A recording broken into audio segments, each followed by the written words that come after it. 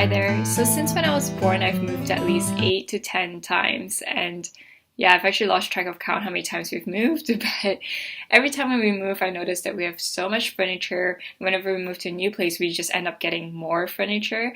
And because of that, I decided to look at the environmental impact of furniture. So back in 2013, the global furniture industry was worth $463 billion, and it's been growing at more than 3% each year since the end of 2014. The materials of the product have a huge impact on the GHG emissions. In fact, it can range from 38% to 90%. And the same goes for processing and assembling. That can range from 8% to 58%, whereas packaging and transportation, they have a very small impact ranging from 1% to 8%.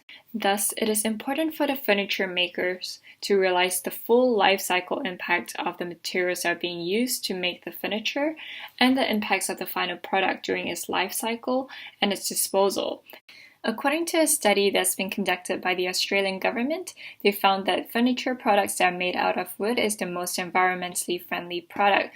That's because wood that's been harvested from sustainable logging practices, they are a renewable resource, whereas other materials such as aluminum, steel, and plastic, they are not a renewable resource. Additionally, the embodied energy of wood is very low compared to metals and plastics because the production of metals and plastics is an incredibly high energy and intensive process. Metals definitely have quite an impact on the landscape because most of the time you can find metal contamination in the local water supplies, and there's a lot of emissions of dust as a result of the production of metals. Therefore, furniture makers should consider using recycled metals because it will use less energy and it will reduce the environmental impact of mining these metals.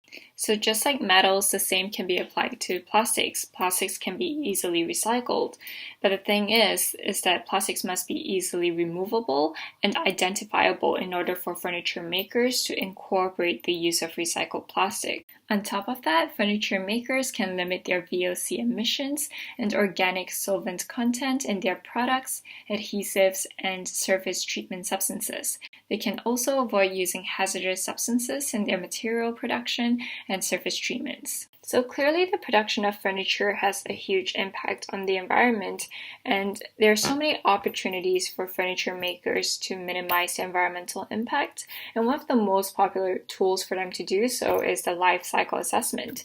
It's interesting because you can use this assessment tool for any industry, and basically what you do is you look at the full cycle of the production from beginning to end, and you see where are the opportunities for you to cut GHG emissions. And guess what? As with any other industry, the government has a huge influence of an industry's GHG emissions.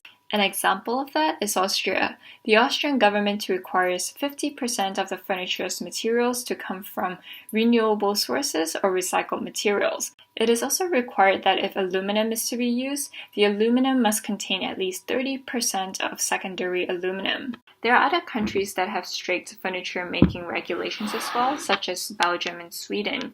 And I think that's very smart of them because they're not only minimizing the environmental impact on the production side, but they're also dealing with the waste and disposal side of things. And that's very important because whenever people move, they're obviously going to get new furniture. The average American moves about 12 times in their lifetime. For the Brits, it's about 8. I'm not so sure what's the average for Australians, but I do know that 43% of Australians have moved over the past 5 years. These countries with strict regulations is really great for them because for furniture, just the sheer size of them is a challenge to take it apart for it to be recycled.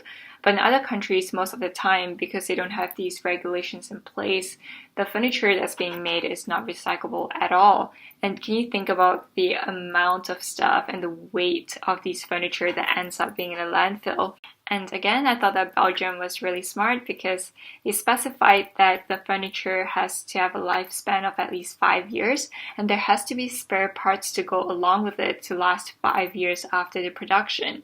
So it's better because when you extend the durability of the furniture, then obviously you send less furniture into the landfill landfill.